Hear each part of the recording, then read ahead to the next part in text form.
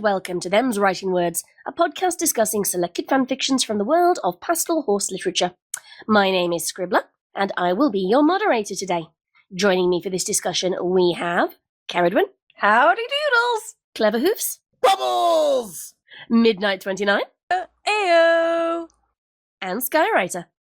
Happy to be here, as always. Today, we're looking at the fanfic Administrative Angel by Horizon, as chosen by Skywriter.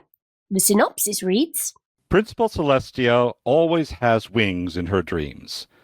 They got her into trouble once. She let herself believe that they meant she was an angel. Then she grew up and learned some hard lessons about what being an angel really required. Now, 6 magical girls have just fought a demon in front of her school, and her phantom wings are itching. Her life is turning upside down, and she hasn't even heard about Equestria yet. Thank you. The story was published on July 21st, 2017, and clocks in at 6,710 words. So, as always, we are going to have the spoiler-free part of the podcast to begin with, and then I will say when there are spoilers, and if you want to go away and read this before you come back and hear us discuss it, that is the point to do it. Okay, so, first of all, tags. Do we believe they are accurate? It is just drama. That's the only genre tag. So, first of all, Skywriter, you picked this fic. Do you think that just drama on its own is accurate for this fic? Yes, I believe drama is probably, again, the closest thing that you're going to get to this. It's not really slice of life because definitely important things are happening and momentous changes are happening in the characters' perceptions. Drama is probably the closest you're going to get out of the normal slate of fic tags. And Midnight? Yeah, I pretty much agree that I couldn't really think of any other tags that would go with it. So it's less that it matches them, more that nothing else matches more. Yes. Yeah, I'd say that, yeah. Clever Hooves? I mean, it's definitely dramatic. I guess the question is really, is there something else? I don't think we have the tag of existential angst in there, but if it did, that would apply. But I honestly don't know all the tags that exist, so I'm not sure if angst does exist. It used to. Certainly in the dim old days of fanfiction.net, it was definitely a thing. I don't know if it's a thing on fanfiction. Because, I mean, there's a lot of existential angst in it, but other than that, I mean... I know psychological is a tag on fanfiction. Is that... Okay, so what... Because in the past I've asked what psychological means, and when in the context of horror, it has a very sort of narrower meaning as I understand it.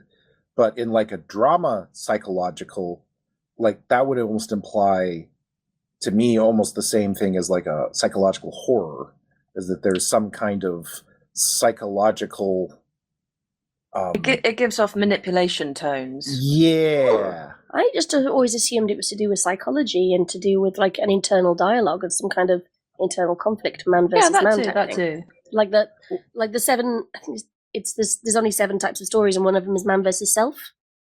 Right. And I'm pretty sure that's the way I've always interpreted it. Anyway, I don't know if that's the way everybody else does. Well, see, now that is a very scholarly approach to it, and I don't know that everyone on fanfiction necessarily would resonate with that, because we're not all scholars, Scribbler. So saith you. You actually understood. Friendship is optimal, so you don't get to tell me you're not a scholar. I will say sad fic is also a tag. So even if psychological doesn't fit, sad is in there too, for angst. I mean, sad, really? I think for the regret that is in there, that could be filed under sad. I guess. I mean... That phone call, I would definitely say, without going into spoilers, that phone call counts as sad. Phone call? The Celestia Luna one. And there's another yes. very sad thing that happens. Yes, but I'm trying not to go too much into spoilers. I guess. I mean, I expect a little bit of that in drama. I mean, if nothing of consequence happens, it.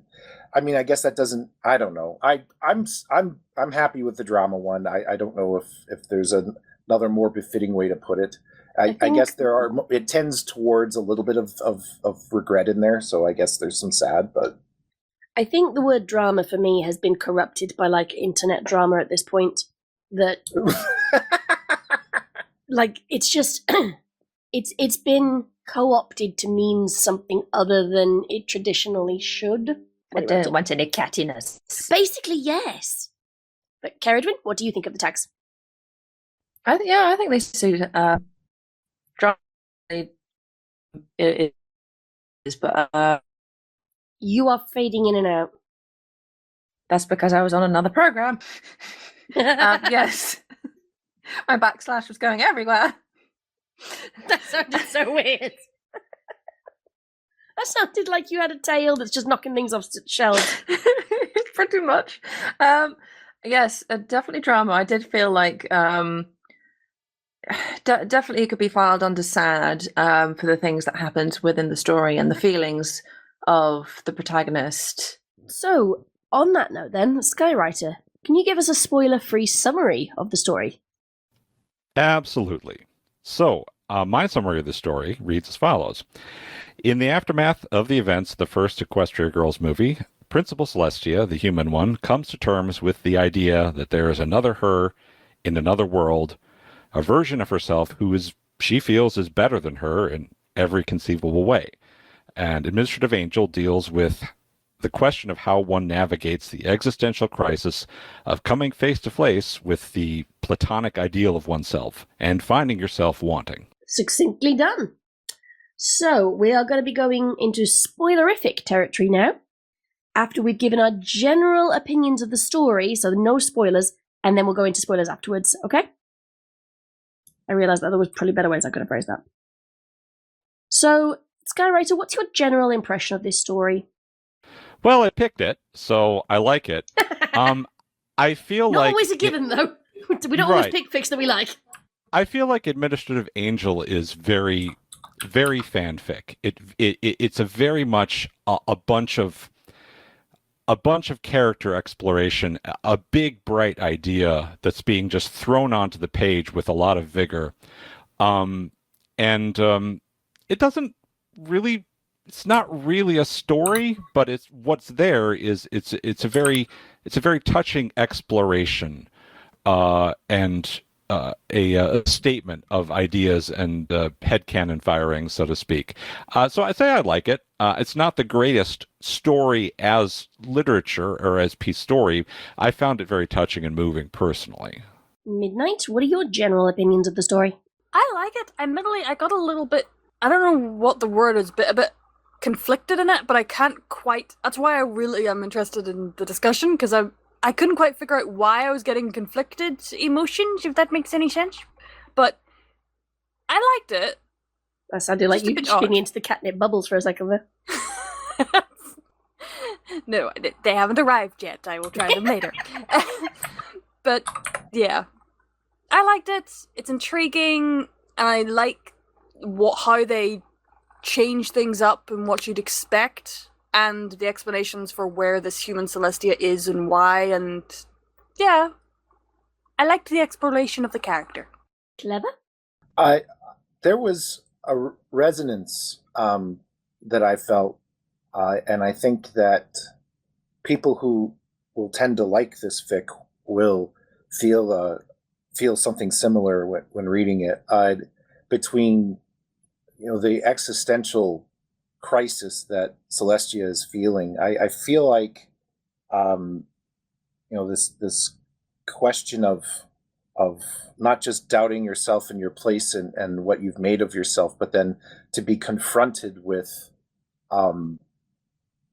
the possibility that there is this other individual that exists that represents, in your mind, your ideal aspirations for yourself that have remained unrequited in your life. I feel like that resonates potentially really hard with a lot of the fandom for reasons that I just put in the fic totally editable that I'm still brewing in my head and wish to talk about maybe a little bit later. But yeah, I liked it.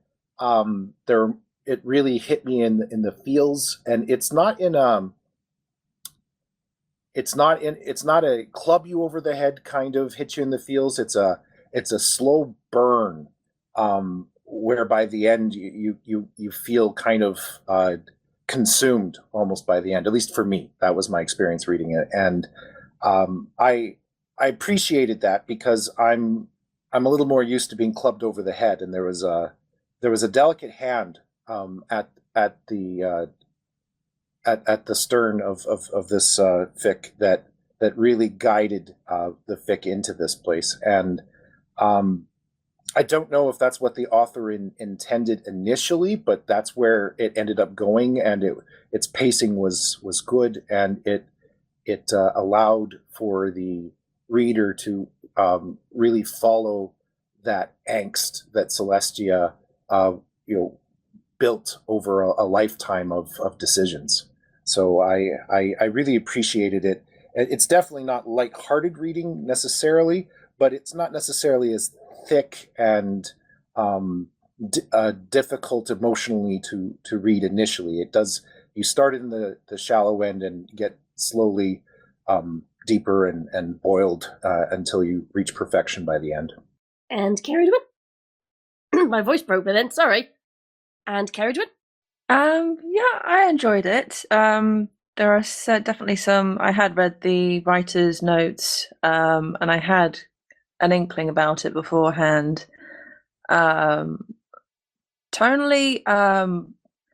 at the beginning, it feels like a flashback within a flashback. It felt like, but I'm not sure what else to say about it. Are we allowed to go into spoiler territory? Not yet, Yeah. but we are close. There were a few points that did hit when I realised what that when I read the notes, like the confirmation. I thought, oh, and the sort of mirroring some points in my own personal life that really hit me. I do say that we resonate with fics based on our own frame of reference. I think we can go into spoiler territory now. So if anybody wants to read this story based on what we've said so far, now is the time to go and read it. Skywriter, can we have a spoilerific summary of the story now, please? Absolutely, Scribbler. That said, there is not a lot of plot to spoil here, as I was sort of alluding to earlier. One of the oldest kinds of fics in existence, from my experience, is what would this character, whose thoughts were not displayed on screen, have really been thinking during this set of canon events? So what we have here, just fundamentally, is you've taken a background character, well, not a background character, but a secondary character, and she's there for plot reasons, and then you're doing a deep, deep dive into their thoughts and feelings, and this very much is a fic that's right along that model. It's a 6.7K dump of headcanon and character exploration. The biggest twist and thing that's driving the plot is that of the two sisters, Celestia and Luna, in the human world, it's the thesis of Administrative Angel that Celestia, who considers herself to be the wayward one of the two sisters, she scurries off to what is best described as Pony Europe in the wake of an extremely acrimonious battle over a family estate, after the unseen and unknown parents are eliminated in a very convenient and tropish method of clear-cutting the previous generation, the dreaded car accident. And that's pretty much the plot. The how we got here, the backstory, the laying out this thesis takes up fully half the word count of this fic. And after that, mostly it's Celestia summoning up the courage to speak or in any way interact with her otherworld counterpart. The central question being, and the one that she weighs repeatedly, is what do you say to a version of yourself who's better than you in every way that you can conceive? Okay, so impressions of the prose style. How does this story read? What about the tone, the pacing? Is it trying to achieve any particular tone, and how well does it achieve this? I'll start off with Skywriter on this one, because you picked this fic and you said it's because you like it. So is there anything in the tone, the pacing, and the style that encouraged you to make that decision? I think that it's got an interesting tone to it. It is a very cerebral fic. The tone is extremely restrained in a way, and I think that in a way that contributes to the theme of the fic. It's sort of got a very held back intellectual tone to it that I think is mirroring what we are to feel about the main character of the story, Principal Celestia, which is to say that she feels constantly in some way, despite her worldly success, hobbled, restrained, held back, not everything she could be. And I think the tone is just clipped enough and just restrained enough that it really does, I think, give that sensation of that, just that niggling day-to-day grind of not being who you're supposed to be. Midnight, what do you think about the tone and the pacing of the style? I'm afraid I swallowed some water the wrong way, so I'll be go to the next person. Okay. Well, Midnight attempts to not die. Clever Hooves, what do you reckon? As I mentioned before, I feel like there's a bit of a slow burn that happens throughout the fic. And I think that goes to the credit of the pacing of it. The story's not too long, and it actually, to me, almost ends on a cliffhanger, where she's finally about to engage with her doppelganger, and I wanted more when I left the fic, and I don't know if this begets a discussion on when is it appropriate to leave, to call a story done or not, because there are times where stories benefit from just, okay, chop it here. This is a good endpoint. And this is one of those stories where it's possible that the resolution has in fact occurred, but it's not necessarily satisfying. And that's not necessarily a bad thing, because it that uncomfortableness that you're sort of left with at the end of the story, I think leads to personal introspection, or at least it can. Why does this make me as a reader feel uncomfortable? What is it that I'm hoping for Celestia?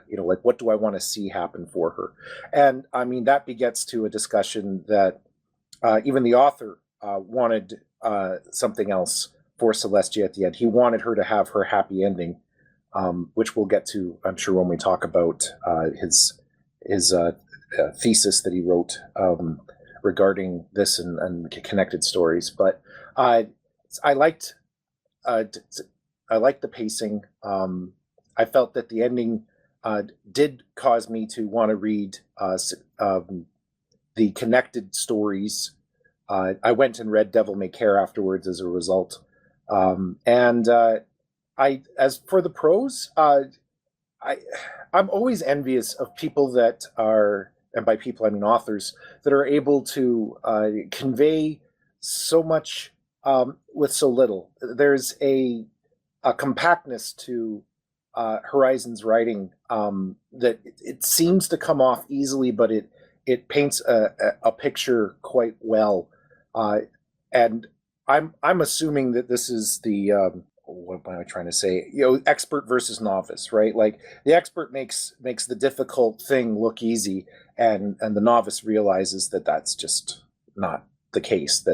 That's the result of honing a craft, and that's what I see here. Is that there's a craft that's been honed, that there's a compactness and eloquence to the writing that I find attractive. He's descriptive without being overly descriptive. He conveys meaning without having to go too far into things, and he is able to expand on things that do need expanding. And I'm always in awe of authors who can make those choices that make them appear effortless. And that's what I see here. There's a way that's, I don't know if anyone else feels that way, but that's kind of how I felt while I was reading it. Basically, it was kind of like, damn you, Horizon, damn you for making this look so effortless. Midnight, are you ready? Yes, sorry about that. I'm going to say it's better you than me following that. Yeah, I thought it was the tone and pace was really good. Hello, kitty. Hello, kitty. That's Luna. She's demanding attention. We can literally hear her purring. Well, I don't know who's purring. That's adorable, hearing her meow. Meow. Yeah, she's adorable. And annoying. We all know cats.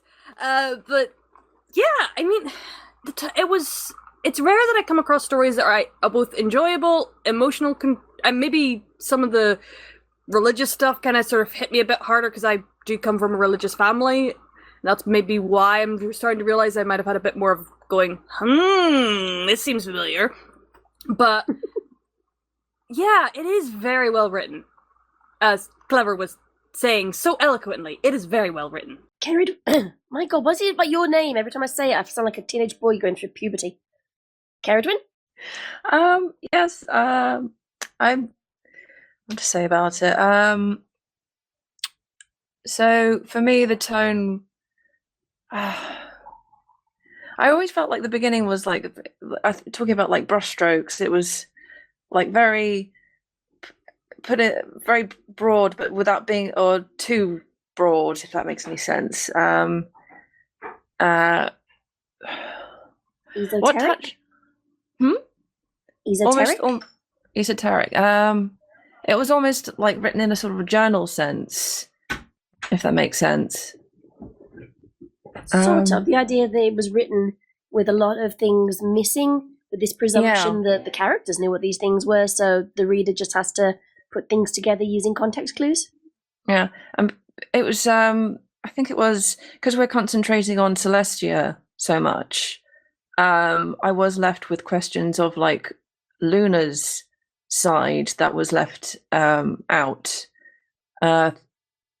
Things like, did Luna know about poor Celestia's feelings of, feeling inadequate and clipped and constrained? I think, there was definitely some things that were left out because it was so focused on Celestia's side. Yeah, it's third person limited.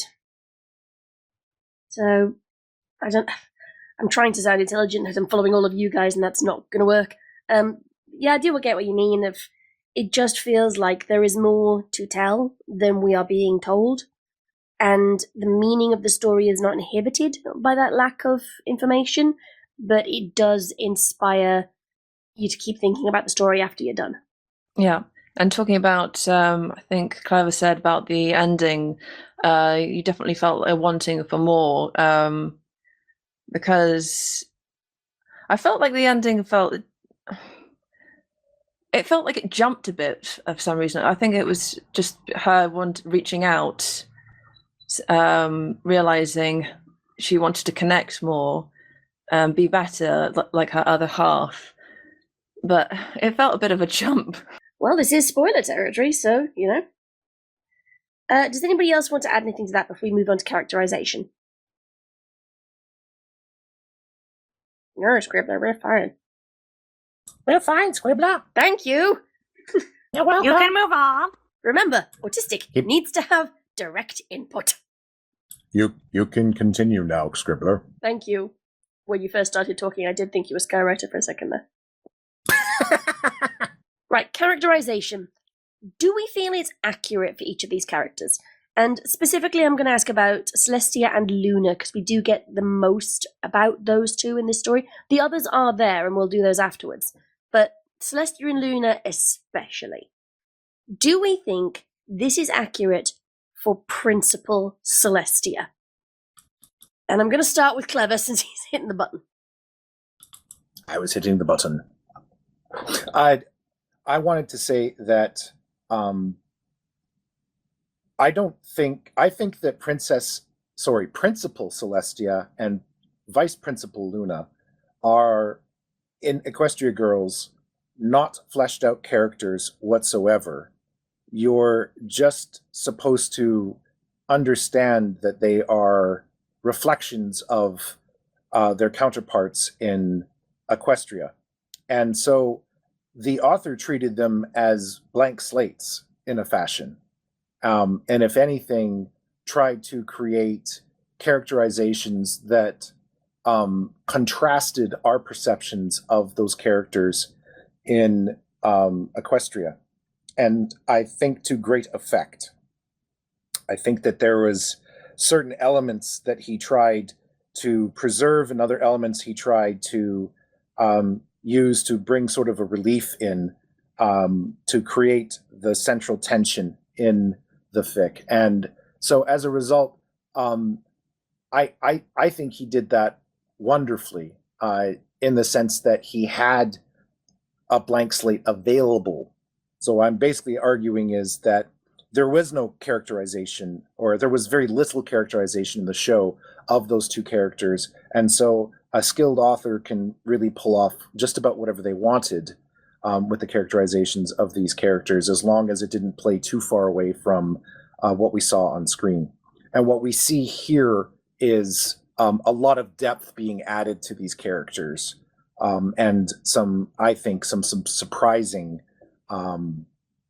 backstory and struggle that we don't see on screen. And I think that's what makes it interesting. So I'm going to step back now and be quiet.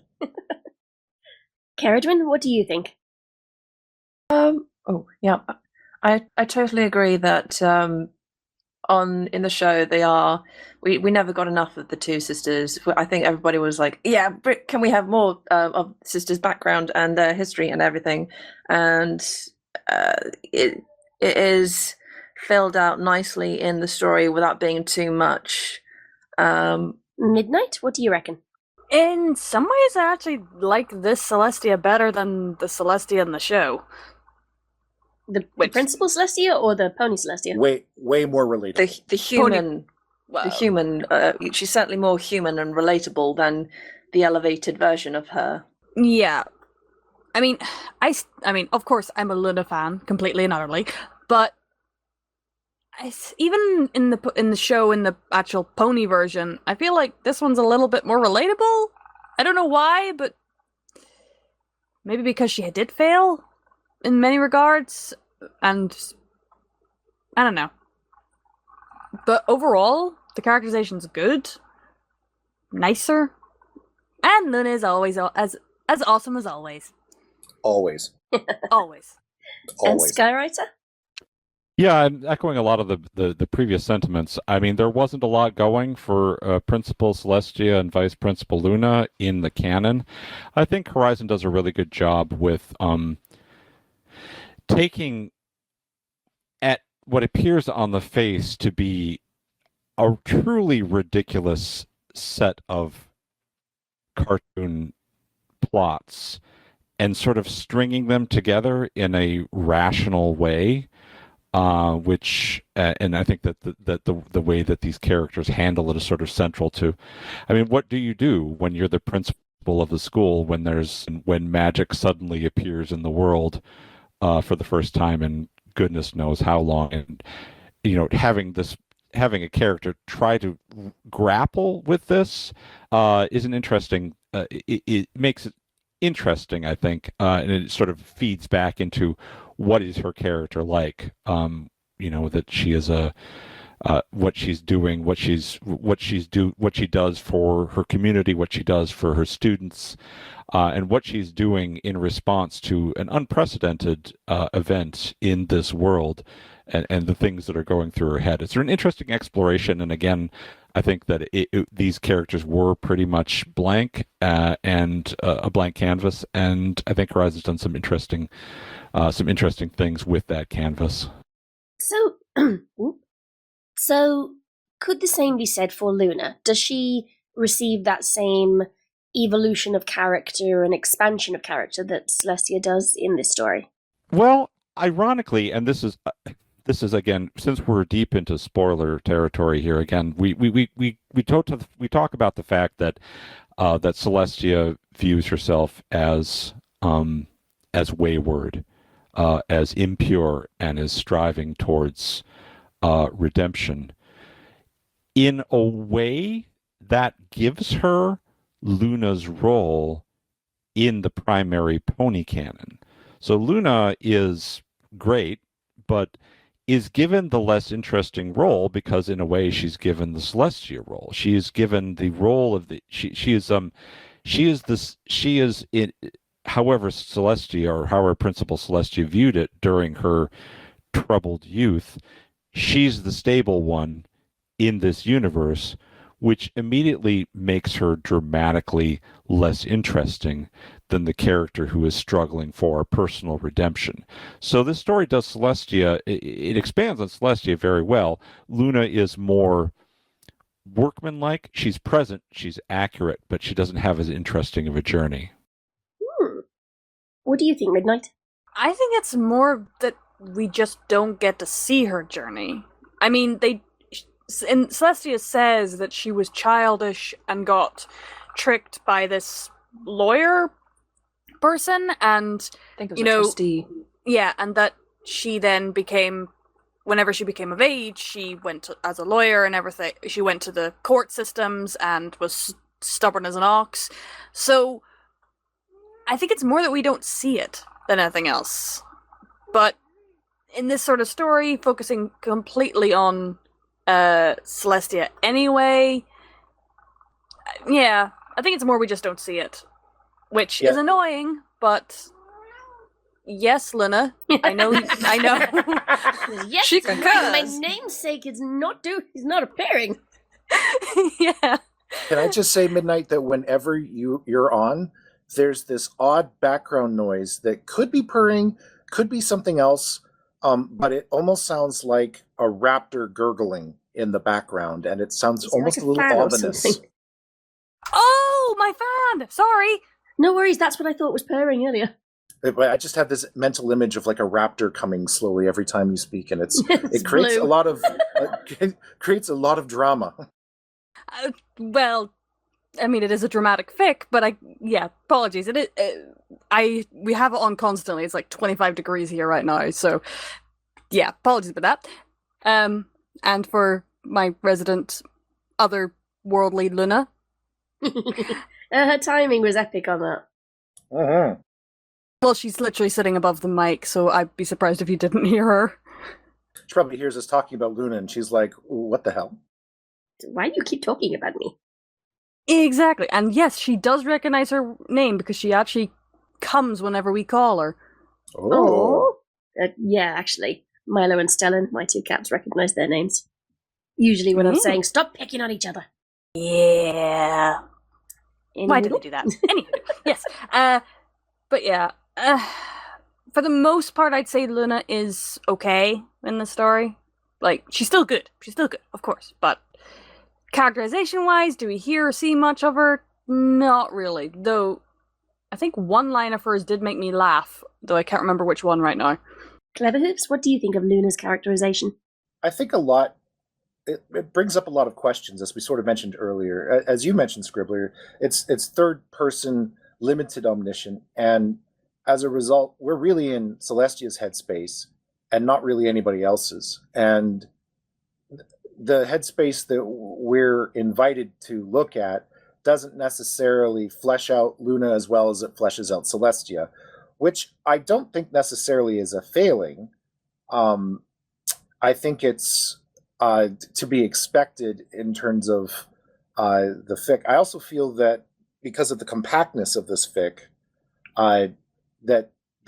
that's a reasonable choice to have made here, because there's a lot to cover with Celestia, and as Skywriter said, because she's sort of the one that leads the more dramatic life here, it or at least that's what we're led to believe. I suppose Luna could have done a lot of things in the time that her and Celestia were apart. We don't really know. But she's painted as being much more reliable, much more workaday, and I guess less interesting in that sense, that she doesn't get into a bunch of trouble.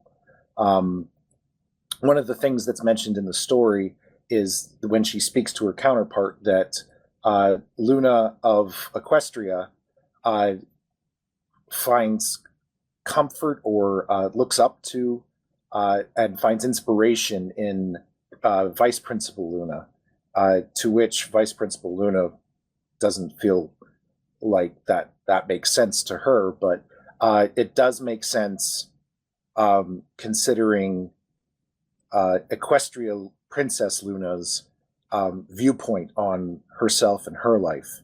So there's this beautiful little interplay when there's a letter from Princess Luna, and I feel it speaks to me in that the author really has a good handle on who Princess Luna is, and that Principal or Vice Principal Luna is definitely a different character. Not necessarily completely dissimilar, but definitely having a different history and potentially with slightly different outlook and potentially different motivations, but that they share a core somewhere. Sort of like how I believe that Celestia does perhaps have a core with Celestia of Equestria. I think that the most interesting thing that I would have loved to have read would have been an extended conversation between Princess Celestia and Principal Celestia. We never get it. We would absolutely want it as, I think, maybe as therapy for ourselves. And I can understand why the author would be timid to write that, because it would be extremely difficult, I think, to write that accurately and satisfactorily. But it's the conversation that everybody who reads this fic and it resonates with would want to read, that would want to see. Because we understand the flaws in Principal Celestia, and it sort of begets this idea that perhaps in Princess Celestia there exists some self-doubt, that there exists some core resemblance here, and we'd all be very interested to, read that perspective and see how they dovetail together. At least that's my take on it. So that's what I have to say about that. And Caradwin, what do you think of Luna's characterization? I think she is. I think everybody said this because it is like her personality is quite limited from the focusing on Celestia as the protagonist. But I think this really is like a mirrored universe in that the roles of who was the bad sister and who was the good sister. I think they stick to their cause, but Luna is more elusive than I say of someone like comparison to like Celestia. Do you think that there's enough there for us to really say what Luna's character is in this story? Because in the show there is not a lot there. There is more to work with Principal Celestia than there is with Vice Principal Luna. Do you think that there is enough to say whether or not this story even could be accurate? I'll open that to Caradwin, but also to anybody else. Again, in the cartoon show, they have it's the same in there, that they are pretty much like a blank slate, and the fandom itself has imprinted what we think Luna could be, like as a gamer pony or as a pony who loves to paint, and we don't get much of like her personality. We get very like she's a good sister. She supports her sister, even through the bad times for Celestia. It's difficult. You're right, it is. Does anybody else want to have a go at that? Is there enough in canon for us ever to be able to say whether or not fanfictions like these are accurate to Vice Principal Luna or indeed Principal Celestia? I would say not in canon, because it's just... I don't think we see much of anything of those two, really. I'm trying to think back, and I'm like, not really. Though, it would be interesting if the roles were switched. It would be, but in that case, wouldn't that mean that Luna should be the principal and Celestia should be the vice principal? I must admit, if they were fully flipped? I must admit that the setup in this story, I really did think at some point Luna was going to become the vice principal, and I kind of wish that there had been a bit more insight into Luna's thoughts of Celestia, kind of sweeping in and then ending up taking over the whole school when she'd worked there the whole time. And I must admit, part of me really wanted to see that. But then again, I am the kind of person who, my favourite bit of the fic was the court scenes. So, like, I'm really bad at this. I genuinely really enjoyed hearing about how things like the human realm court system would affect characters that are so broadly defined as Luna and Celestia. So, you know, maybe I'm the wrong one to be asking. No, I think that's fair. I would say that there is very little, and I think that's an interesting question. What I would say is that the challenge for the author trying to write these characters would be to try and preserve some Celestia-ness and some Luna-ness, so that they could still be somewhat familiar, even if they are different, and to have a reason for them to be different if they are very different. And I think that's what Horizon balanced here, is that although these characters are not the Celestia and Luna that we are familiar with in Equestria, that they are similar enough to resemble them somewhat, and that the differences are relevant to the story, and they do get some explanation. Maybe not enough in Luna's case, in this fic, but enough to not bring the fic totally down, in my humble opinion. It would be very interesting to get more into Luna's mindset. And I agree that the idea that Celestia could come in and just kind of swoop away with the school feels a little artificial, but it also, I mean, that might be the one suspension of disbelief in, of logic that I'm willing to forgive, in that the author was trying to explain how this all came to be, with Celestia being the sister in recovery, the sister in the redemption arc. But yeah, I do wonder how Luna felt in being eclipsed by her sister. It just sort of gets explained away that she didn't really like the limelight anyways, and she wasn't very good at it, and so she was happy to have it that way. But yeah, you have to wonder if that's really, did she have so little ambition in that regard, or was she really so self-aware and had her ego and id under control that didn't bother her in the least? I have to ask that question if that's the case.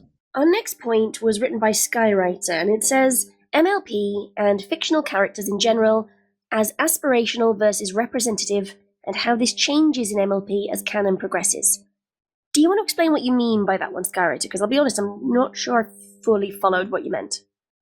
Sure, I'll give it a whack. So, very early My Little Pony, starting out like in the area of season 1 and 2, the extremely Faust-inspired years, My Little Pony felt aspirational. The characters that we saw were things that we aspired to. The world was fantastical. These were otherworldly beings, practically fairy-like beings that were single-handedly, hoofedly, driving the natural processes of the world and achieving spiritual peace and contentment in the doing of that. And having been around since fairly early days of the fandom, I mean, the discourse around that felt like ponies were this ideal world. Like Equestria was an idealized world. It was everything that we wanted our world to be. Almost a heavenly place. And some people actually had this canon, this head canon that that this was like some sort of a some sort of a peaceful afterlife that people would earn the right to be in. I'd sign up for that religion. I'm just saying. Right. As the show progresses, it feels like increasingly My Little Pony becomes less aspirational and more descriptive. Which isn't to say that descriptive elements were not present in the early parts of the fandom, because we would say, oh, I like this show. Twilight Sparkle is like me. She's got obsessive compulsive tendencies. She's got difficulty making friends. She's intellectual. She likes books. I see myself in that character while maintaining an air of aspirational something to strive towards. And as the show goes on, it seems to put itself more squarely in descriptive terms. These are things that we recognize about ourselves. These are societal constructs that we recognize ourselves. People don't have conflicts about how they're going to shake leaves off trees in the autumn. They have conflicts about there being a really cool roller coaster that they're going to shut down, and you want to ride that roller coaster. Slowly, the show becomes more mundane over time. Slowly, it becomes more about things that we already recognize about ourselves. Rainbow Dash going to a fan convention, or things that we internally say, that is me, that is my life.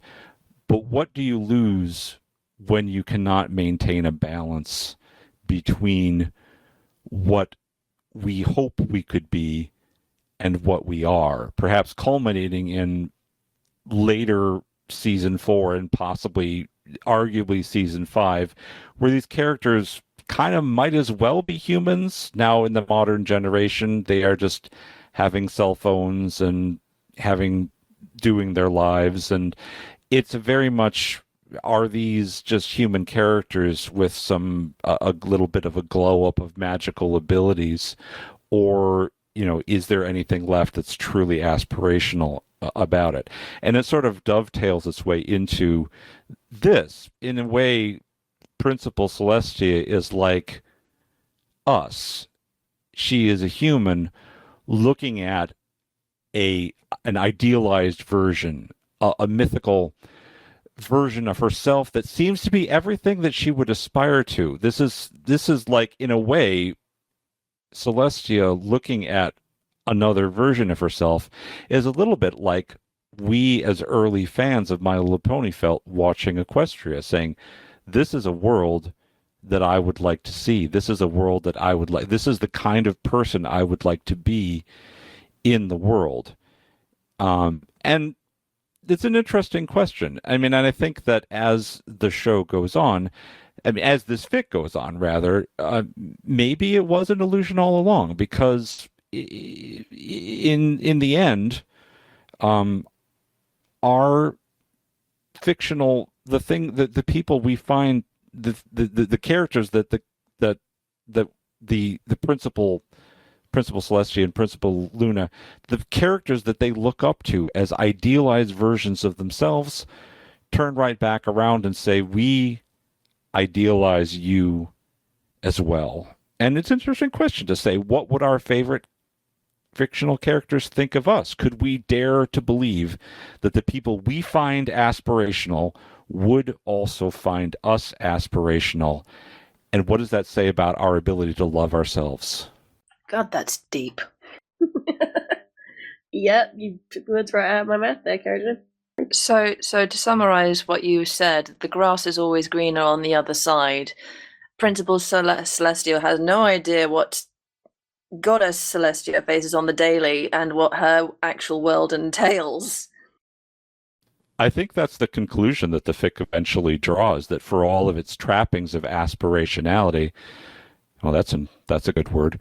For all of its trappings of aspirationality, they are people just like us. The people, the things. There are things to aspire to, but people are not aspirational. So rather than being aspirational, we should be inspirational to each other. Is that what you're saying? That's a really, really, really more concise way of saying what I just spent about 5 minutes saying. I'm just trying to sound clever. I'm trying. Take the ass out. Put the Don't you dare! in. Don't you dare! I know where you're going. What? No, I go nowhere. So, Clever, your follow-up point to that, which wasn't a follow-up point before, but is now, ASD and the chasm between where I am and where I wish to be, another way to view the connection between author and reader. Do you want to elaborate on what you mean by that? Certainly. I've recently come out on Twitter as having been formally,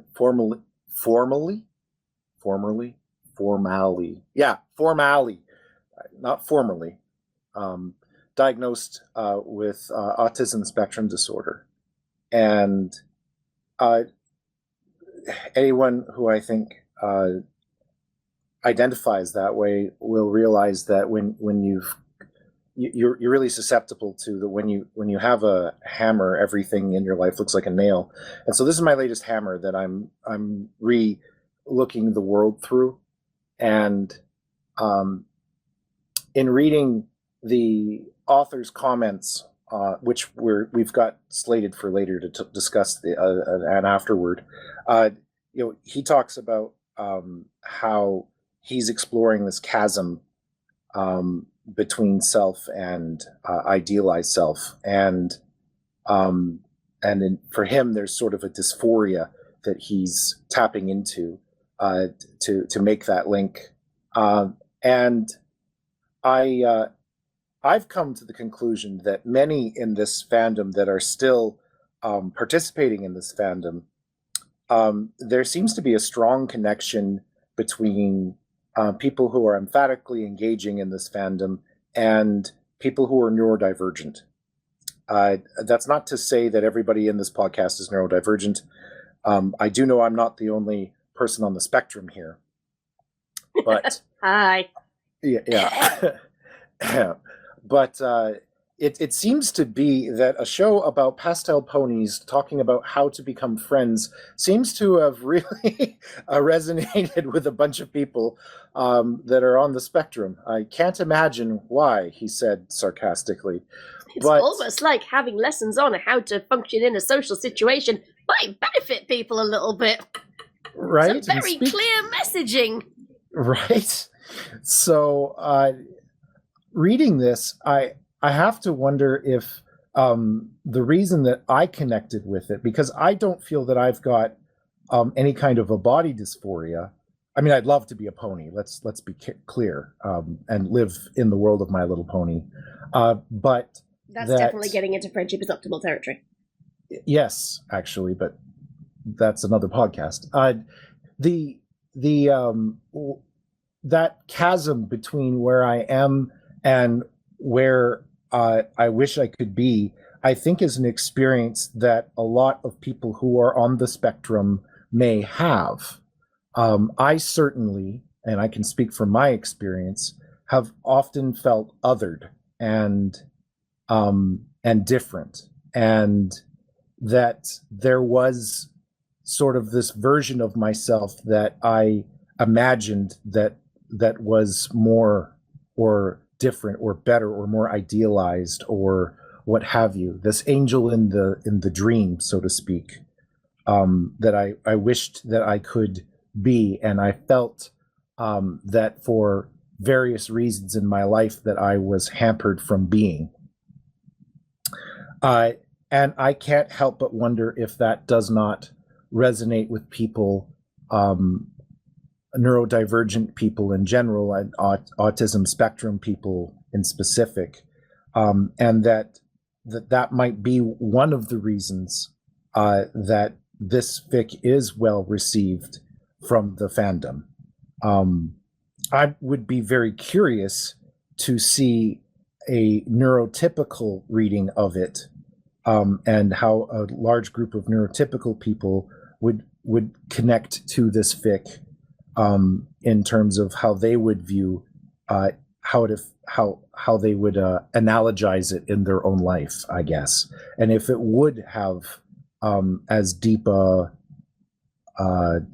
connection or meaning to them. I don't know the answer to that. It's a question that I have, because I felt that connection, and that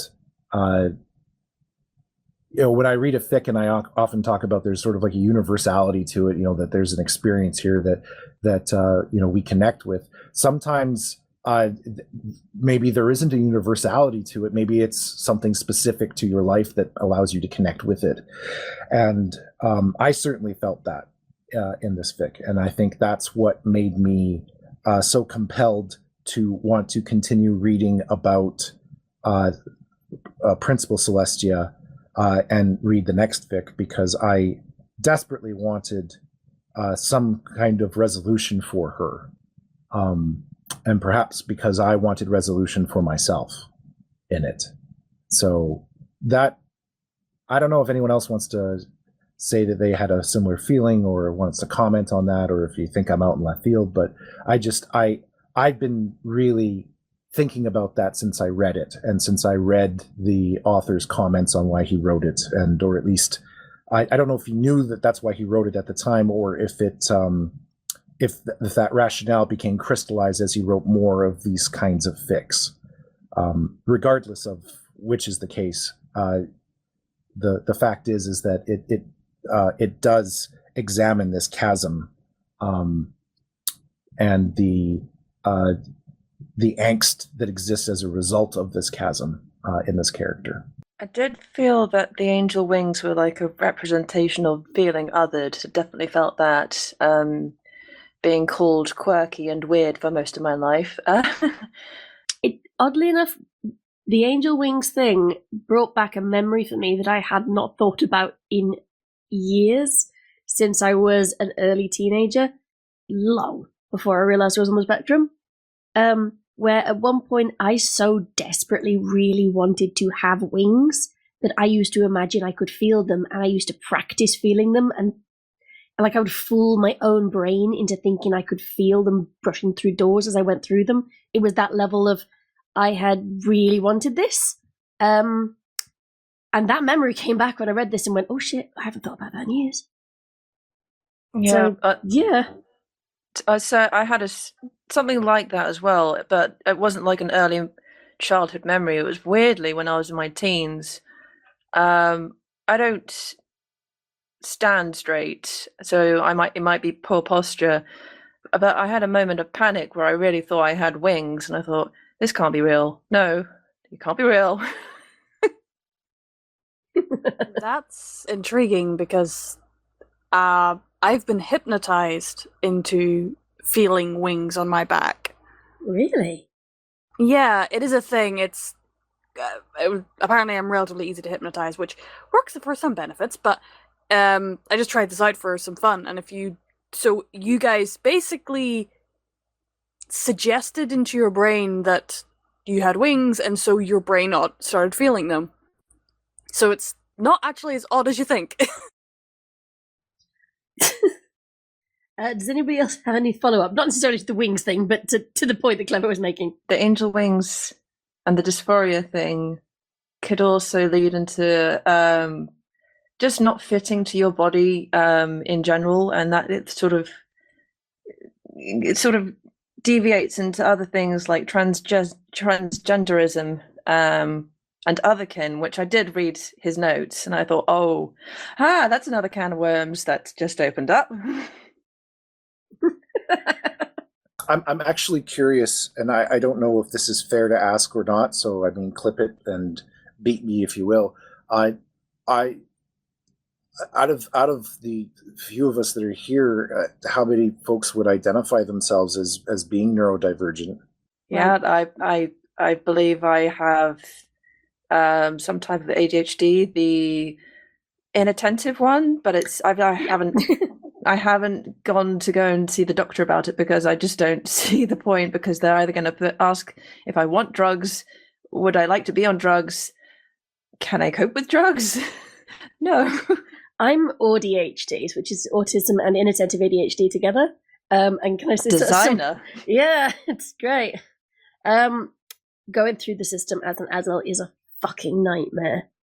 And self-diagnosis is just as valid, I'll be honest. Because when you get to the end of the system, literally, they go, right, here's your diagnosis. Yay! What help do I get? And they go, there's no help. The piece of paper, that's it, that's all you get. So, yeah.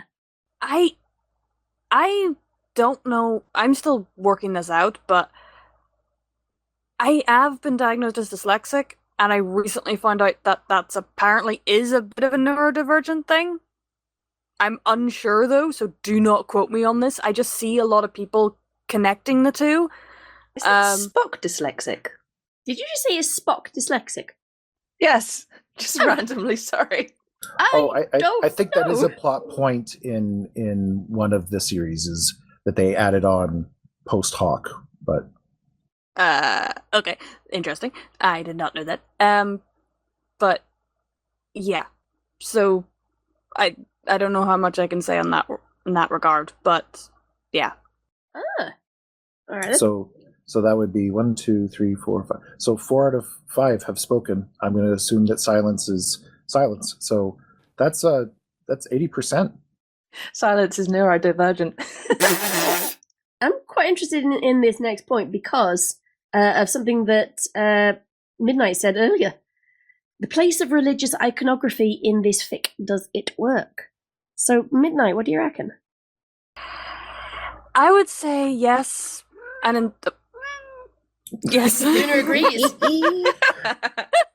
Luna apparently agrees with me as she saunters off. I've said my piece. I'm leaving now. Pretty much. Because the wings, the perfection, like this is the part of me that actually relates to it most. Growing up in a religious home, growing up being told, to aspire to be that, and at the same time you're not that. It's very confusing. And if you're wanting something to be perfect, the two things that or idols to look at that are perfect, the two things would be an angel or a goddess, as the fic goes on to later on. And that's distance between being perfect and wanting to be an angel, but then failing at it or feeling like you failed at, which I'm sorry, I don't fully feel like Celestia completely failed. Like, I actually don't think she did very much wrong outside of leaving and going a bit crazy during those few years and spending all that money. Like, admittedly that confused me, but yeah, it does work. And I don't see any other way in which you could relate that chasm of wanting to be perfect. And plus, Celestia having wings like an angel, like what else are you gonna she could have thought she was a fairy, but then she would have needed colored wings. So if she was still pink, then that would make more sense. But white wings? Perfect. Yeah. It works really well, and for someone who was born in a religious home, raised and told that you need to strive to be the best you can be, and not being that, yeah. Probably the most relatable Celestia I've ever seen. Skywriter?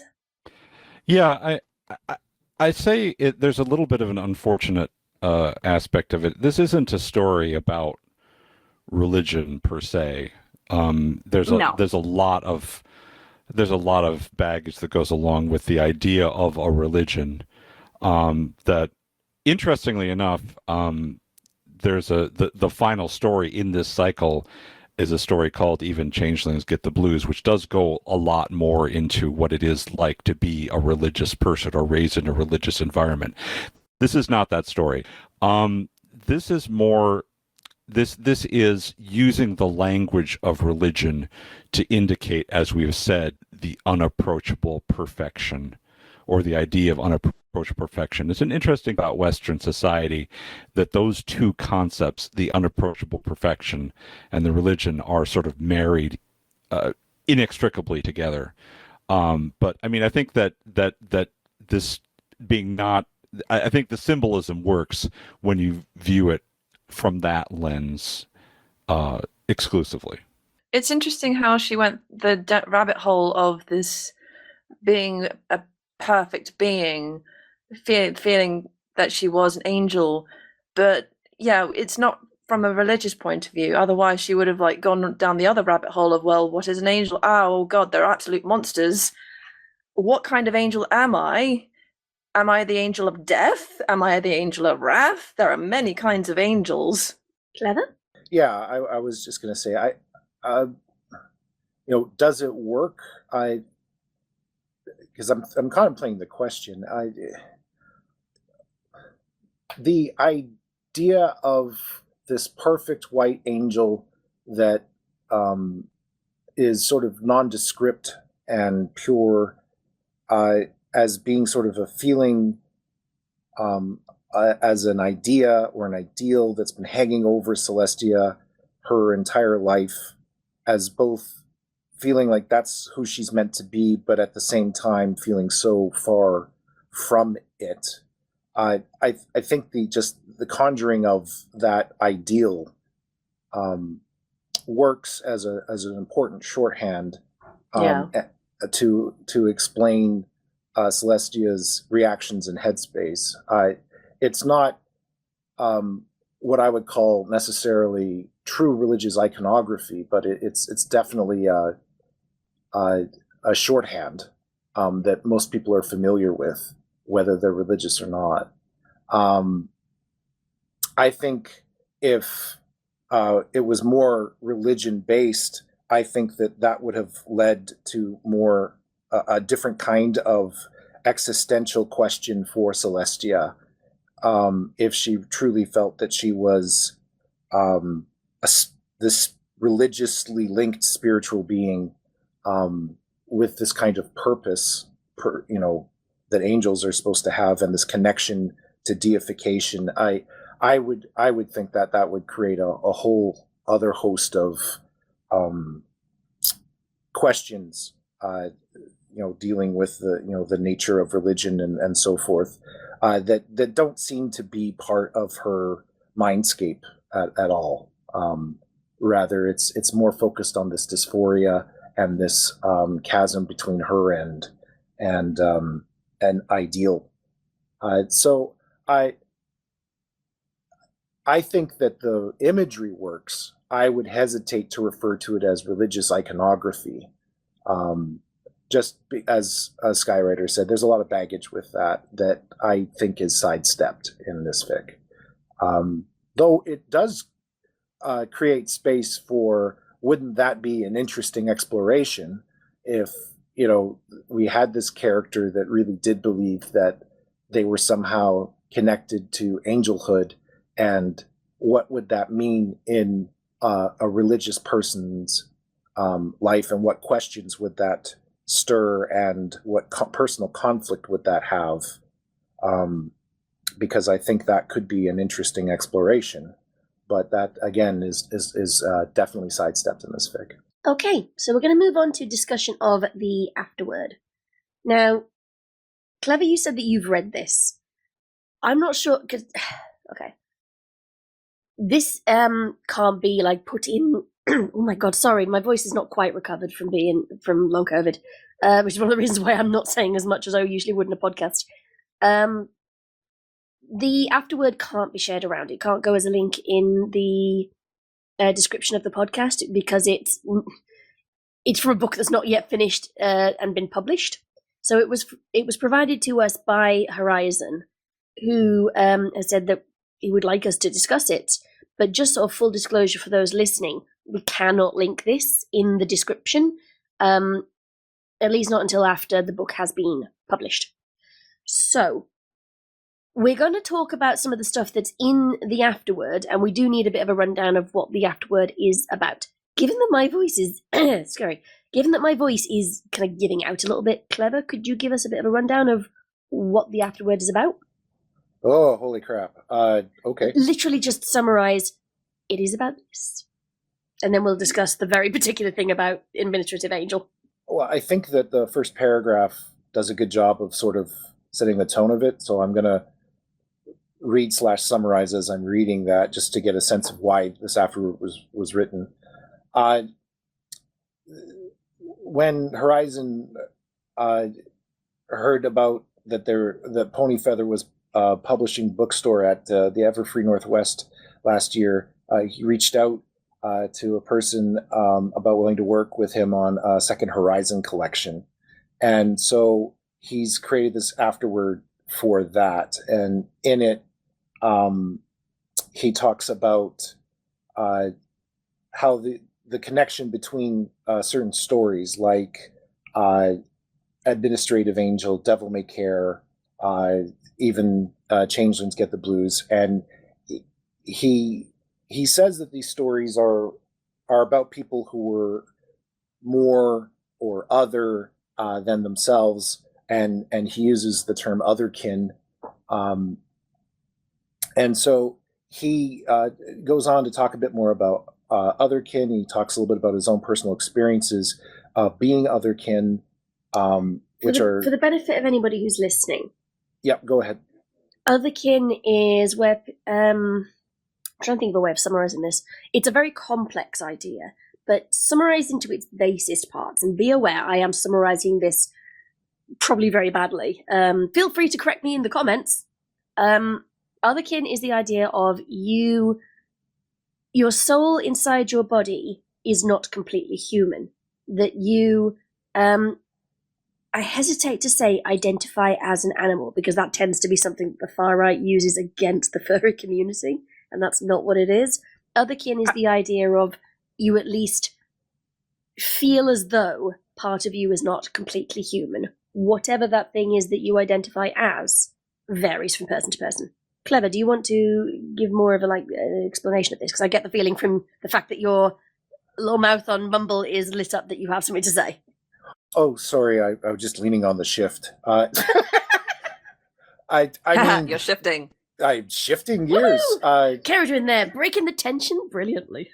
Yeah, I think that's a good. I mean, from a ableist definition, it could be looked as a dysphoria, and I say ableist in the sense that that sort of implies that it's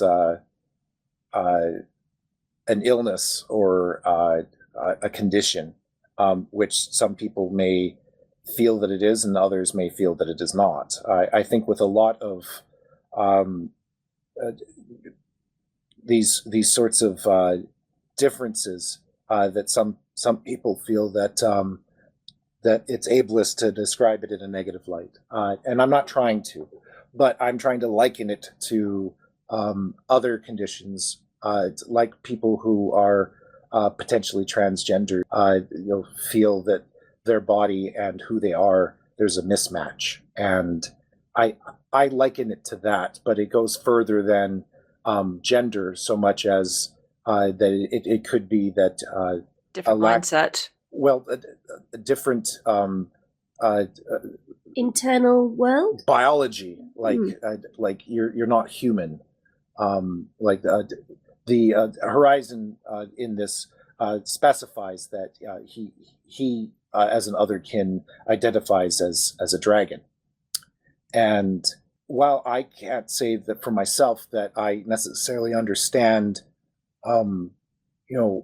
feeling like I am something that to me is mythical, I can say that when I was a kid and looking at Robin Hood, Walt Disney's animation, that I desperately wanted to be a fox in that film and imagined myself being a fox. And I don't know if that makes me a furry or what, but I there was something about that longing to be other in that respect that I connected with in reading this essay. So I'm not again I wouldn't claim to be otherkin myself, but what I would say is that I think it speaks to this idea of dysphoria, that your body and your conception of who you are mismatched, and it creates this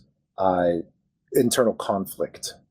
I think that's about as good as a definition as I can come up with to add to your Scribbler. And again, in the comments, please, if you've got lots to say about that, I would be curious to read more about it. He goes on in this afterward to talk about sort of his experience being otherkin, discovering that there are other people like him, and just this idea of this chasm between who he is, who he wants to be, and the pain. I think it's fair to say pain that he feels in being confronted with the fact that he is not who he feels he should be, and that was a central exploration in the idea of these stories, including Administrative Angel. And he talks specifically about Principal Celestia and her struggle in Administrative Angel, and as well, he goes on to talk about even changelings have the blues, and that's kind of what it's about. The afterword, without reading every little bit of it, and I think that was very enlightening to read after reading Administrative Angel, and it certainly encouraged me to read more into the series of stories. I haven't read all of them yet, but I did go on to read Devil May Care, which I thought was a fantastic. I know we're not talking about that story, but I thought it was a very. You can if you want. We're literally talking about an afterward that we can't show everybody, so you can definitely talk about the sequel that people can see. Well, I mean, I think it's a fantastic characterization of discord. I think he's from my own opinion, I think he's a terribly interesting character, but I think one to be difficult to write in his own mindscape. I think he's not so difficult to necessarily write from the outside, but to be on the inside and to try and create some kind of understandable mindscape where his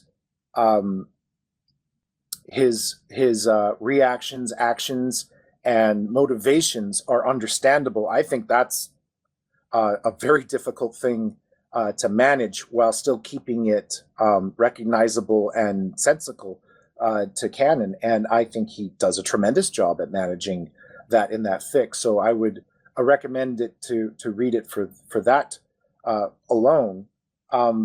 Unfortunately, Celestia in that fic is, and he admits it in this afterward, that she's very much a background character. But she gets her moment in that fic where she actually manifests her wings. And it was, I said earlier that the author, couldn't leave Celestia unresolved. And that was, I think, his way of giving her a happy ending, in terms of being able to manifest her otherness, and to close that chasm for at least a moment or four in that fic.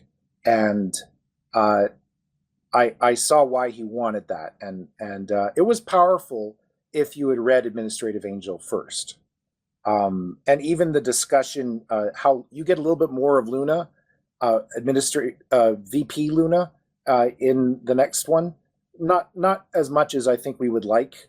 We've mentioned in this fic how we'd like to see a little more of her, but we do get a little bit more of her in the next fic as well, and she gets a bit more. I won't say fleshed out, but we get more of her, which I think is something that people who read The Mystery of Angel end up wanting as a result of reading it as well. So it's certainly not the point of that fic. So don't go into Devil May Care thinking that it's focusing on the sisters, because it's absolutely not. It's not about them. It's about Discord.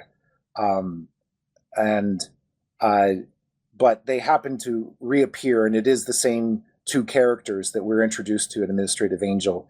And we finally get to see Celestia manifest her wings. And I think it's a powerful moment from being so involved in the first fic. So, yeah. I think I've gone off the rails, as I tend to do. Someone pull me in, That's please. fine. I've been listening to what you're saying. That's why I haven't pulled you in, because it was interesting to listen to you. Oh, okay. Well, I often can't tell when I'm just kind of exploring my own mindscape, and other people have just almost it's like a you're common- autistic or something. right. It's like I often lose other people, and I have to rein myself in. And as I get older, that gets tougher and tougher to do. So, Or they just get totally absorbed. Yeah, it could just be that we're all also, most of us also neurodivergent and going, no, this is actually, I'm really interested in what he's saying, and that is how we communicated. We're all mentally going, ooh. I'm not used to be in an audience of 80% of my people. Okay, so. Oh yeah, you joined the fandom late, didn't you? Yeah, we're used to this. Yes. Yeah. So, if you get a chance, support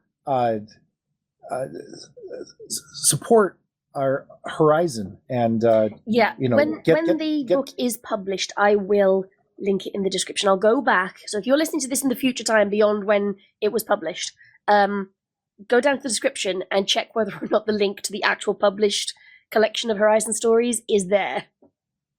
Then you can read the afterword that we've been talking about. Yes, because it's. I wish I could just read it all out. I don't think that is necessary for our discussion, but it's.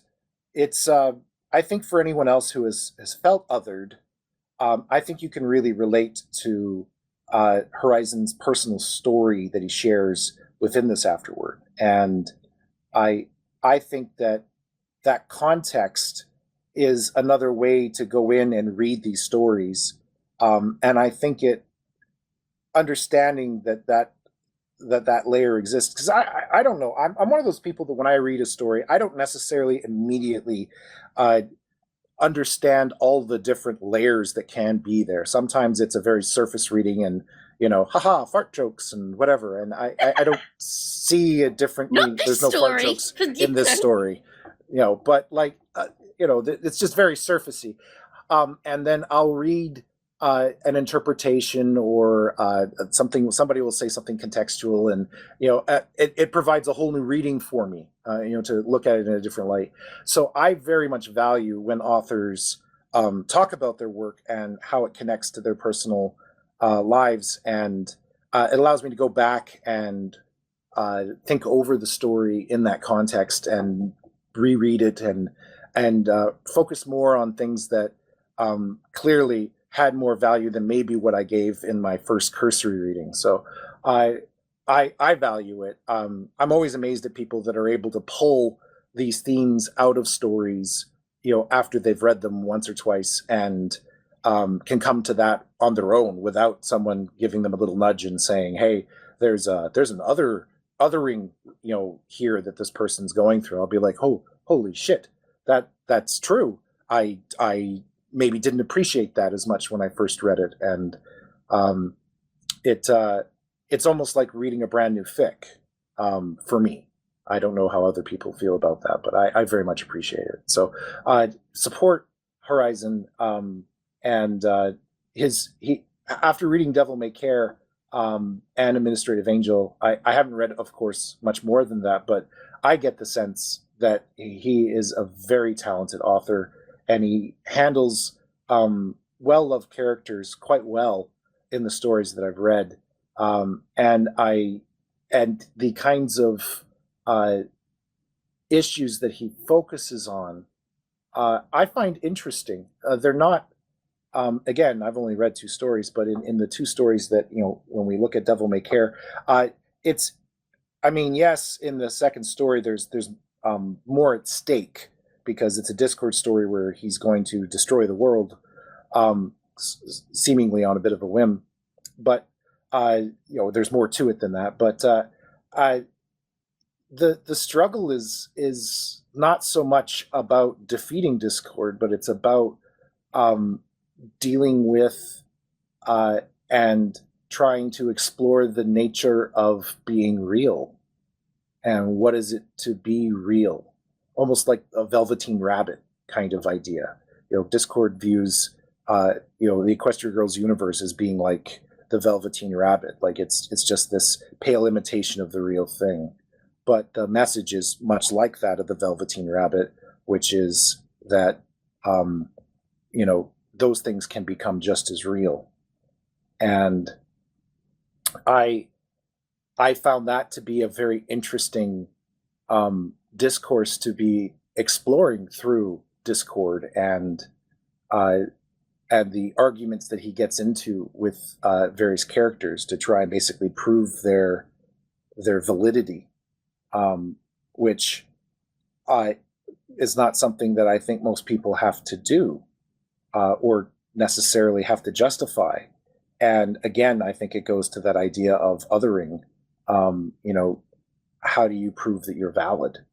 And I think that's what an idea that Horizon was potentially exploring in that particular fic. But it again, I probably wouldn't have come to that extra little bit, like the personal validity of an otherkin or someone who has dysphoria, or even, as I said earlier, someone who has ASD, and the idea of, or just being atypical, neuroatypical. How does that fit in? And upon reading the afterword, it made a lot of sense to me. So yeah, me going on and droning on about the afterword some more. Stop me, people! Jeez. Nope. I think we've had this conversation where we just like listening to you. Oh, that's okay. Right. Does anybody have anything else to say before we go into final thoughts? Skywriter? I think Skywriter does. Yeah, it's an interesting thing from a completely neurotypical mindset. We may not get a chance to talk about Devil May Care, but just wanted to add something along to what was being said earlier. I think Devil May Care is an interesting exploration on a completely metaphorical level of how a fandom comes to view an unwelcome offshoot universe and eventually embrace it. Like, you start off with a property like Equestria Girls and say, my goodness, what are they doing? This is an absolute nightmare decision on the part of the higher-ups or the storytellers or the people who were trying to sell fashion dolls. And it just seems like an abomination for so long. And then, over time, if you engage with it at face value, you start to love it as you start to look at it more. I just want to tag on to Skywriter and say that didn't even occur to me. And I feel like just about every podcast I'm in with you, Skywriter, you say something that makes me look at the fic that I've read in a way that I never even occurred to me. And I feel like saying thank you. Because again, to me, that it's like I said earlier, it's like reading the fic in a whole different way. It's like a brand new fic. So I really appreciate your take on things. Well, you're very welcome, Clever. I really appreciate it. And for my part, I've really enjoyed hearing what you doubtlessly consider to be self-indulgent rambling, but which I was quite fascinated with. I couldn't have asked for better explorations of some of the themes and some of the stories. So thank you as well. Aw. I totally internally don't believe you, but I know that you're genuine, so thank you. I know how that goes. So we're going into final thoughts now. So we'll start with Caridwen, then I'll work Caridwen, and then I'll work my way down the list and end with Skywriter since it was your pick. And then we'll go on to the nominal spinning of the wheel is definitely Caridwen. Okay? Oh god, why is it always me starting? So Caridwen, final thoughts? I loved it. I identified with it. It poked at certain precious points in my body. Clever Hooves? Ditto. And it also makes me realize that my saved groups of fics that are my favorites need some sprucing up. I need Skywriter, I think, to give me a list of fics I need to read because fics like this make me realize that a lot of the fics that I enjoy could benefit. That my list could benefit from even higher quality fics. This was a good one on, and I'm going to just stumble here, repeating things I've said, but it good. Read Horizon and enjoy this story. That's what I've got to say about that. Midnight? Good story. Really need to go back to reading more pony fics because I don't do it enough for nowadays. Same. Life is busy. And yeah, a good one to talk with your friends about. Mm-hmm. And Skywriter? So this fics central thesis is a question that's literally stated in the canon of the story. What do you say to your own better self? And I'm not sure that the story gives us a solid answer to that question because I think in the end it comes down to the idea of that question itself being fundamentally flawed, too problematic to answer. Is there a better self at all? Is it an illusion that there is such a thing as a better self as ourselves? Or are we just, all of us, heartbroken at our own inability to forgive ourselves from our sins and wishing we would love ourselves more? And I think that's why the author doesn't go beyond as much as we would like to see what that conversation would look like. I'm sorry I just jumped in here, but this goes back to my idea of, sometimes you end a story and it feels incomplete, but sometimes that's right. And I feel in this story, we end on Celestia trying to write this letter to herself, who she thinks of as a better version of herself. And that's where it ends. And it forces the reader to examine specifically the question and to come to grips with that's where the story was left. And I agreed with 100% with everything you said, Skywriter, that it's I think by ending it there, it forces the reader to hopefully come to those conclusions, that's not the right question, and that coming to reconcile who you are and who you wish to be and bridging that chasm yourself is sort of the point. And I think it's powerful in this fic. I don't think that every fic could benefit from cutting it off at just an arbitrary point, but there is a reason to do it here, and I think that that's a masterclass in it of itself. And that seems a pretty good note to leave it on. Okay, so we're not spinning the wheel this time. There is one member of the podcast who has not yet picked a fic, and that is Caridwen. So, Caridwen, what fic will we be dissecting next time? Oh, Flankology.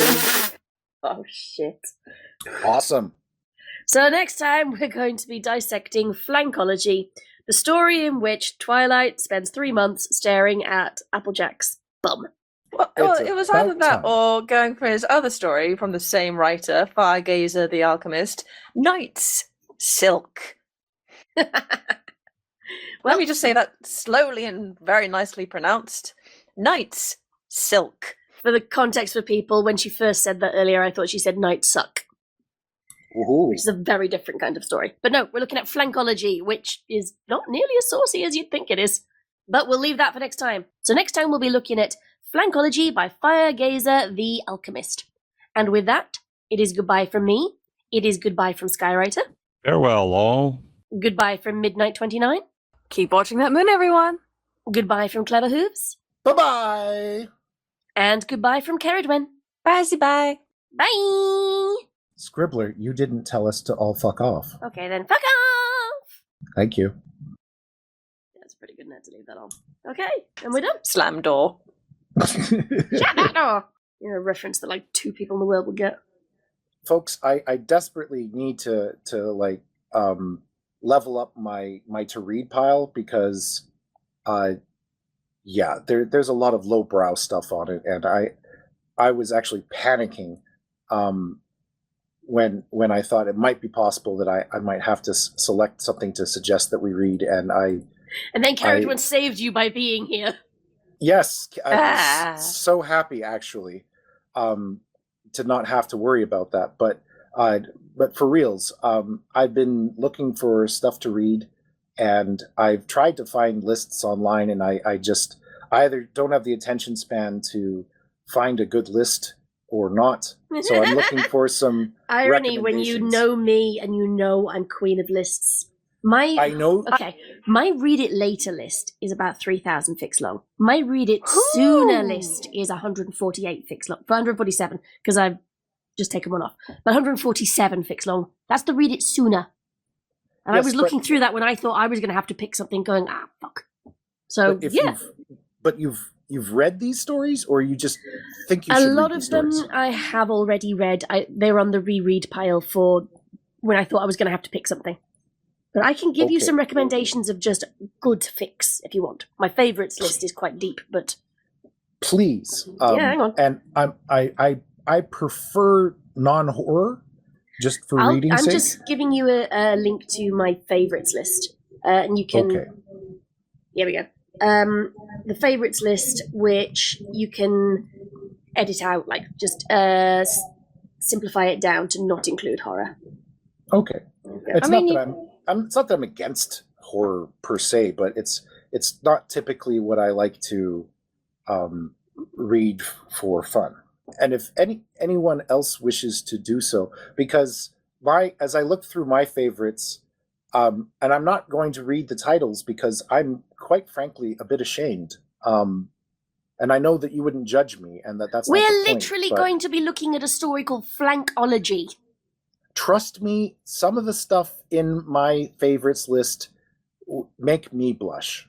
So take that as it were, I guess. It's cheeky more than saucy. Cheeky. True. I Yeah. love it. Cheeks. But, And yeah.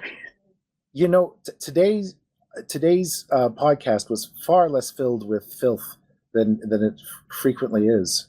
To be fair, it would have felt really disrespectful with this story. You think? Certainly, my voice is just not quite fully recovered yet, so I couldn't just, do my usual trick of just saying penis. But yeah, it would have felt really disrespectful. With some of the themes of this story, and especially with talking about the afterword, it just felt like it was disrespectful to be too crude on this one. Did not suit the tone.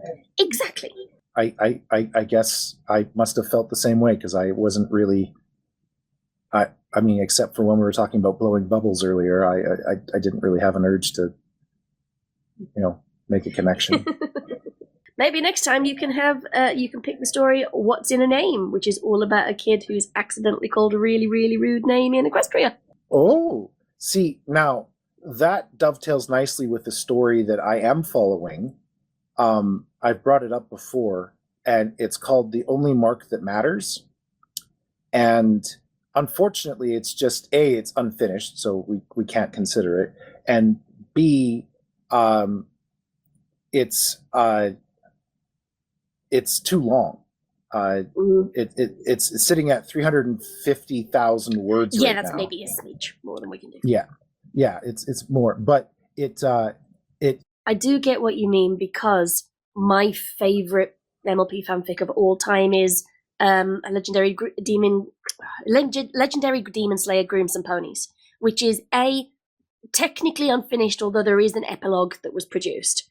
It's just the intervening chapters that are missing, so it can be considered finished, but also it's nearly 100,000 words long. Right. So I love it. I fucking love that story so fucking much. I reread it at least once a year. Well, this one, you're saying about how someone has a rude name. This individual pony was blessed with an illicit cutie mark of his adult self banging Celestia, and Celestia clearly enjoying herself. That's in fact the comment that everyone makes, is like, well, at least it looks consensual. And how that impacts his life. And it's interesting. And at times it does a better job of exploring the idea of living in a world where there's these, fate seems to have a strong hand, and how do characters reconcile that when it's not necessarily a desirable fate, or maybe it is, but it isn't. And what does that do to a person and their life and their life choices? And how do you live in a world when you don't fit in that regard and everybody else does? So it's got some tremendously wonderful themes. When the individual author is finished writing it, could come up with like maybe a distilled version to really just exploring those themes and nothing else. I think it could go from being great to being fantastic.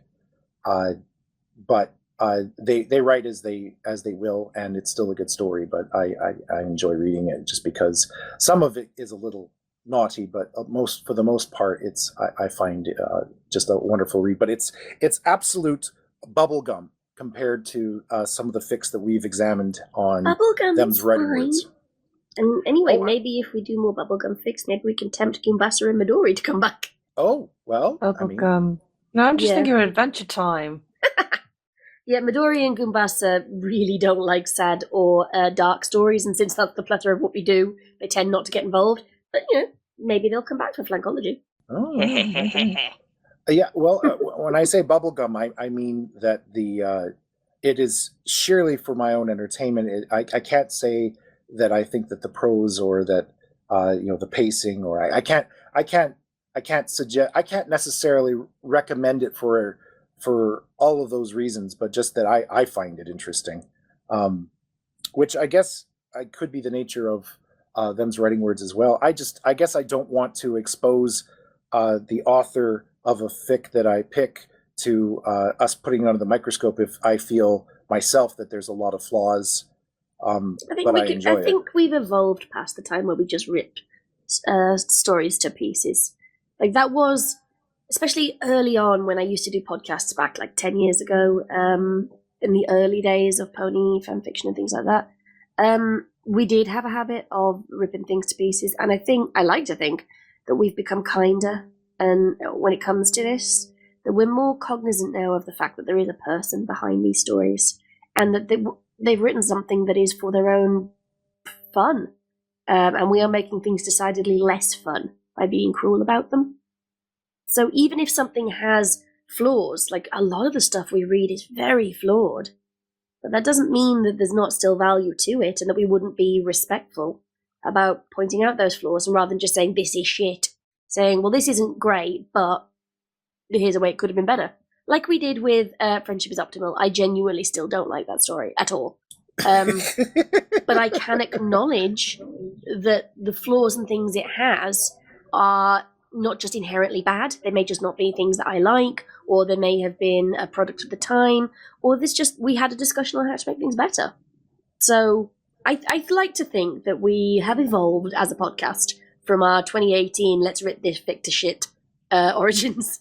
Well, I have to say that I find it incredibly instructive as a want-to-be author, and even as a reader, when I hear intelligent dissection of the fics that we talk about. And when we talk about weak versus strong characterizations, I'm still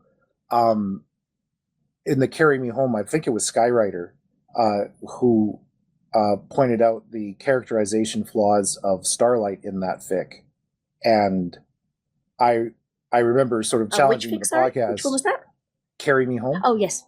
And I remember challenging him and basically being like, well, what, like, what's the issue? Like, how would you fix it or whatever? And Skywriter's response totally let me understand that I didn't know who she was, Starlight Glimmer, and that by listening to his description of who he saw Starlight to be, I realized that it was through his interpretation that I now understood who she was, and felt like now that I understood sort of a central motivating idea around her character, that, if I was to choose to include her in a story, that I might be able to actually have her voice be more correct. So I find it incredibly instructive to participate and listen to when we look at those flaws. I just worry about presenting stories that are so riddled with them that anyway. I get what you mean, because I really don't like Rara Jack as a ship. I really don't like it. And I get why other people do, but I've never really enjoyed a story about it until we did the podcast on La Pomme Boutique. And talking about that gave me a better appreciation for that ship that I don't like. And why it was that even though I don't like that ship, I really liked that story. And it was only discussing it with other people that made me realize, oh, and it's not a case of I like the fic in spite of the ship. I like it because of the ship, because of what that fic does with that. And it was only in discussing with other people that I understood that about my own proclivities. Mm-hmm. I might just leave all this in the podcast, Well, I honestly do believe that it's easy to... I find it easy to stay in my own head a lot, and I don't necessarily like to engage,